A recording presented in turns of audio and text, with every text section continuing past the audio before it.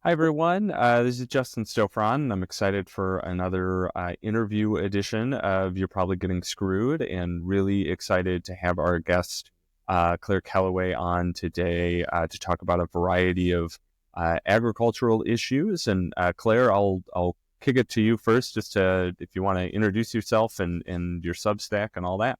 Yeah, for sure. Thanks for having me on, I guess, if as they would say. My name is Claire Kelloway. I work for the Open Markets Institute covering antitrust policy in food and agriculture, and I write the Food and Power newsletter, which, as Justin said, you can now find on Substack. Yeah, and definitely encourage everyone to check out Food and Power, subscribe to Food and Power. It's a fantastic.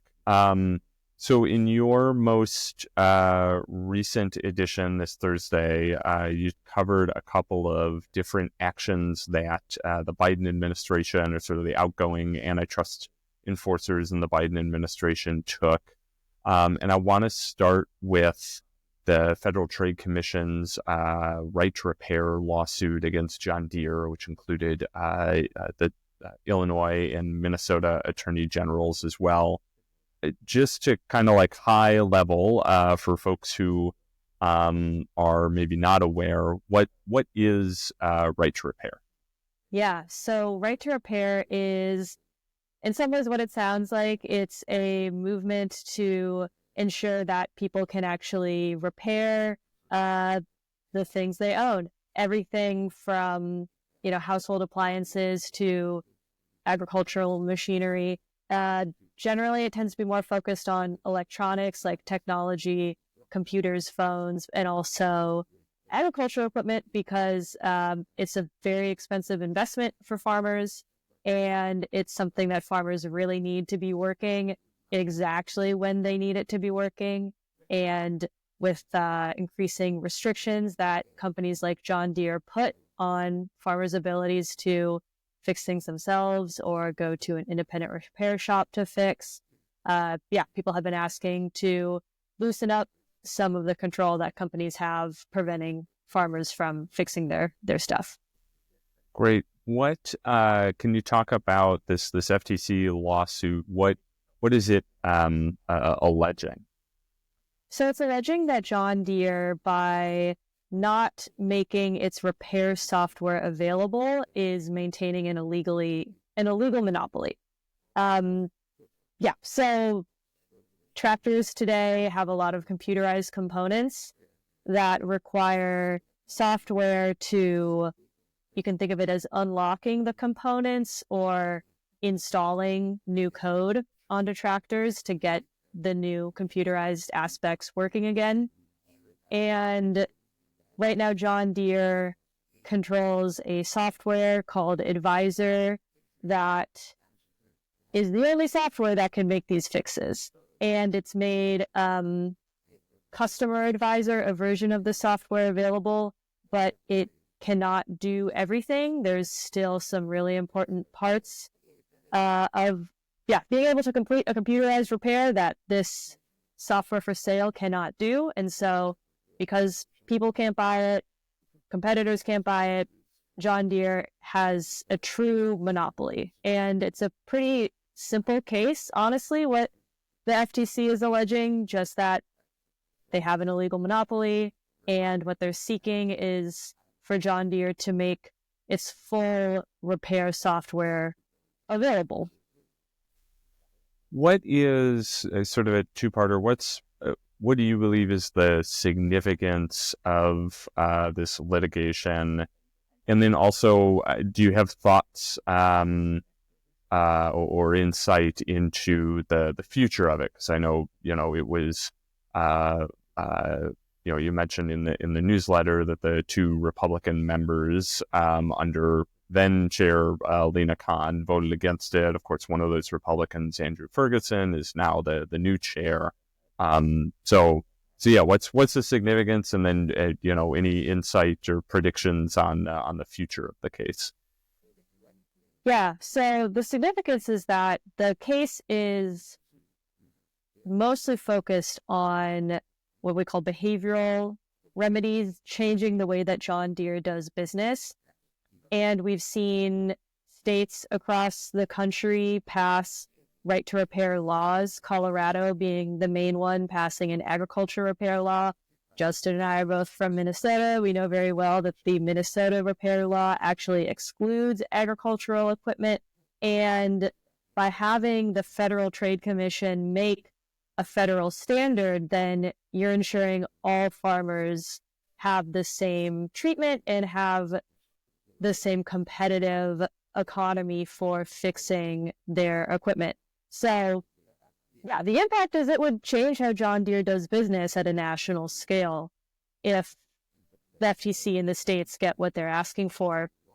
The challenge with the incoming, not incoming, now currently, Andrew Ferguson, the new chair of the Federal Trade Commission, in his dissent, he is not necessarily saying that what Deere is doing isn't a problem or arguing that they don't have a potential monopoly, but that he thinks the FTC brought this case too soon.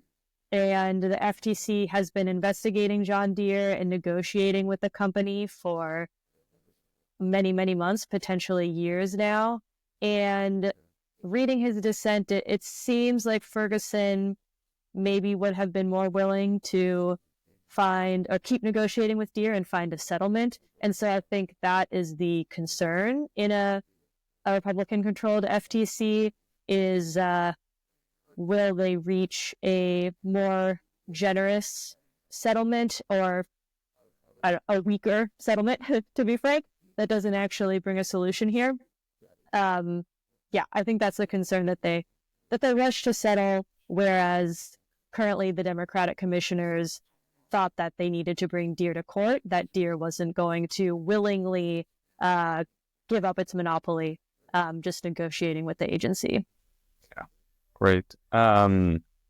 So shifting gears a little bit to one of the other issues you covered this week, which is rulemaking around the Packers and Stockyards Act from the Department of Agriculture.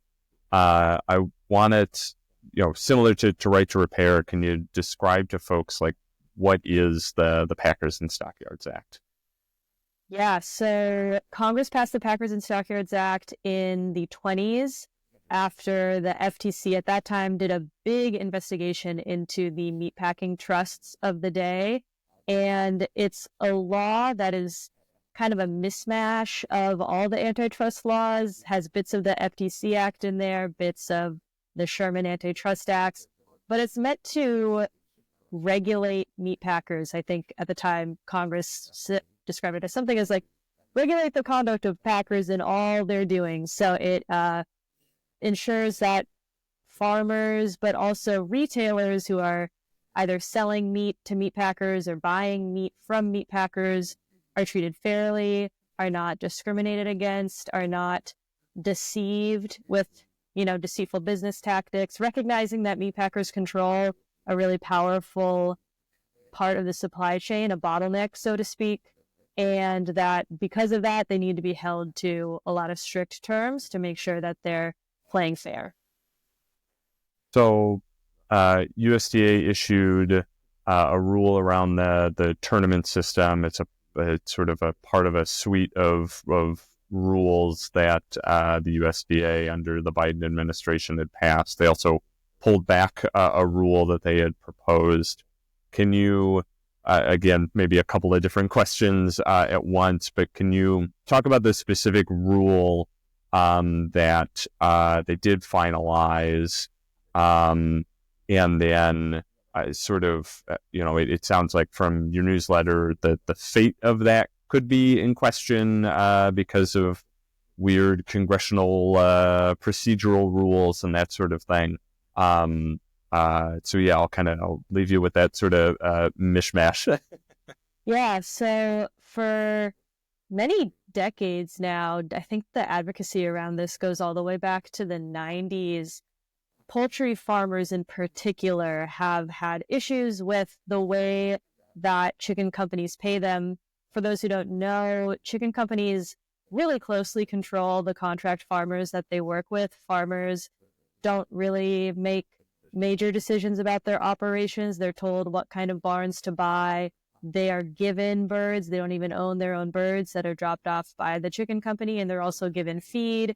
And they basically take care of the birds and fatten them for processing, but they also have to incur all the debts and all the risks of buying those barns, and then hope that their chicken contract will get them out of debt. But there's a lot of ways that chicken companies have been able to abuse this relationship. The big one that's come under scrutiny is the way that they pay chicken farmers, which even though these chicken companies control pretty much everything that determines how fat and how fast a chicken grows, they still rank farmers against each other based on performance to determine their pay. And that pay can be drastically different. Some farmers receiving almost double what other farmers are receiving, depending if you're on the top or the bottom of what's called the tournament system.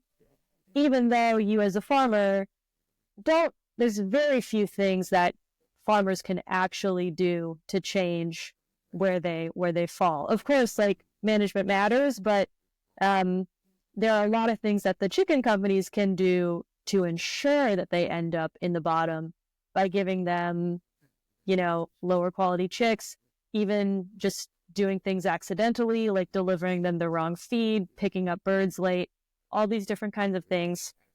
And so this rule, as best as USDA hopes, seeks to control some of those things that the chicken companies determine and affect farmers' performance. So it also, right now in the tournament system, farmers sign a contract expecting a base pay, but then if they end up in the bottom of their tournament group, they actually get a deduction from that base. So this rule does a few things. It ensures that the base pay is actually the minimum. And they use the argument that having a base pay that's actually more of an average pay is deceptive. And it ensures that right now there's this huge pay difference between farmers based on their ranking, and you really need bonus pay, frankly, to pay off your debts. And so in order to have a base pay that is more livable and complete, USDA is limiting how much compensation can come from bonuses. The idea is to lift up the base pay, so then you don't have a really low base pay that's your so-called minimum, and then you're getting double that, triple that, or whatever in bonuses. Bonuses now can only be no more than 25% of the overall compensation that chicken farmers give, chicken companies give to farmers. And then the last part is the trickiest, and it's this duty of fair comparison, basically saying anything that a company does that might affect a farmer needs to be accounted for when companies are doing any kind of comparison-based payment, which, from my point of view, is extremely complicated. I'm very curious to see how chicken companies try to comply with this, because it's almost an endless number of factors that the USDA lays out that chicken companies would be responsible for factoring in, their difference. And I'm curious to see how companies do that, or I think my guess is possibly USDA is trying to steer chicken companies away from this way of payment altogether and move towards a more flat rate, what's called a square footage contract, which some growers prefer. But yeah, as you mentioned, this law has a lot of uncertainties about how it's going to be enforced, especially in the Trump administration, if they're going to enforce it aggressively, as will be required to see this complicated rule work. But two, because this rule was finalized so close to the end of the Biden administration, it is vulnerable to what's called the Congressional Review Act. And this is embarrassing. I don't know my exact numbers, but there is a window of time within 6 months of the end of any administration, where if you don't finalize your rule before then, there's a small period of time when Congress can use the Congressional Review Act to repeal federally administrative rules.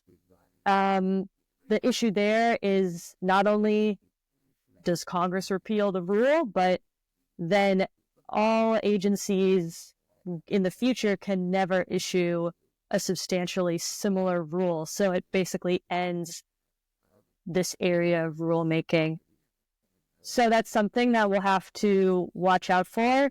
I think it's a positive sign that we see even more conservative agriculture groups like the Farm Bureau saying that they support this rule and that they will be lobbying Congress. I mean, they didn't literally say that, but in so many words, that's what they're saying. They don't want Congress to touch the rules. So it has a chance, but it will definitely be a fight.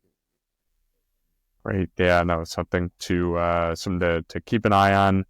I didn't have time to dig into it, but I would also encourage folks, another component of your newsletter was some of the recent Robinson-Patman Act cases. So to encourage folks to dig in there. Claire, thank you so much for taking the time to join me. And, like I said, everyone, if you haven't subscribed to Food and Power yet, please do so. So thanks so much. Yeah, no, thanks for having me, and hope people learned something.